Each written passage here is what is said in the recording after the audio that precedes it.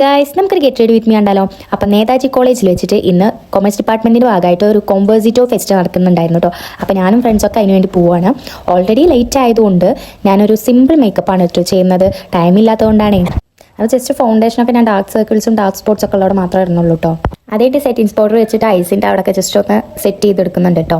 Simple makeup ആണ് ഞാൻ just ഫൗണ്ടേഷനും settings powder വെച്ചിട്ട് മാത്രമാട്ടോ ചെയ്യുന്നത്. പിന്നെ കുറച്ച് മസ്കാര ഐലൈനറൊക്കെയാണ് യൂസ് ചെയ്യുന്നത്, ലിപ്സ്റ്റിക്കൊക്കെയാണ് യൂസ് ചെയ്യുന്നത്. ഇത് കാണുന്ന ബോയ്സ് വിചാരിക്കും ഇതാണോ സിമ്പിൾ എന്നൊക്കെ ചിന്തിക്കുന്നവരുണ്ടാവും. ഞങ്ങൾക്ക് ഗേൾസിന് ഇതൊക്കെ സിമ്പിളാണോ? അങ്ങനെ കഷ്ടപ്പെട്ട് ഞാൻ ഇനി എൻ്റെ ഐലൈനർ എഴുതാൻ പോവുകയാണ്. എനിക്കിപ്പോഴും നേരം ഐലൈനർ എഴുതാൻ അറിയില്ല. അതാണ് ഏറ്റവും വലിയ റിയാലിറ്റി എന്ന് പറയുന്നത്.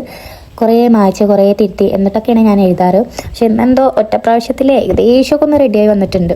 നമുക്ക് നമ്മളെ പൂങ്കവിളൊക്കെ ഒന്ന് ചുവന്ന് പിടിപ്പിച്ചെടുക്കാം. കുറച്ച് ബ്ലഷ് ആവാനേ നമുക്ക് കുറച്ച് ഹൈലൈറ്റ് ഇട്ട് കൊടുക്കാം. അപ്പോൾ ഞാൻ യൂസ് ചെയ്യുന്ന ഹൈലൈറ്റ് പാലറ്റാണ് കേട്ടോ. അങ്ങനെ സിമ്പിൾ മേക്കപ്പിനും ഒരുപാട് ഹൈലൈറ്റ് ചെയ്യേണ്ടെന്നുള്ളവർക്കൊക്കെ യൂസ് ചെയ്യാൻ പറ്റിയ ഹൈലൈറ്റർ ആണ് കേട്ടോ.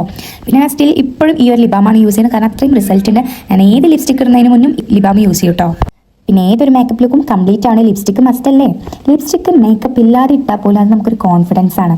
അപ്പോൾ ഇതാണ് കേട്ടോ ഇന്ന് ഞാൻ യൂസ് ചെയ്യുന്ന ലിപ്സ്റ്റിക്ക്. ഫേസസ് കാനഡയുടെ ലിപ്സ്റ്റിക്കാണ്. ഷെയ്ഡ് വേണ്ടവർ കമൻറ്റ് ചെയ്താൽ മതി കേട്ടോ. അപ്പോൾ ഇന്ന് ഞാൻ ഇടാൻ ഉദ്ദേശിക്കുന്ന ഡ്രസ്സ് ഇതാണ് കേട്ടോ. അപ്പോൾ ഇന്നത്തെ വീഡിയോ ഇത്രയുള്ളൂ. അടുത്ത വീഡിയോയിൽ ബാക്കി കാര്യങ്ങളും വിശേഷങ്ങളൊക്കെ പറയാം കേട്ടോ. ബൈ.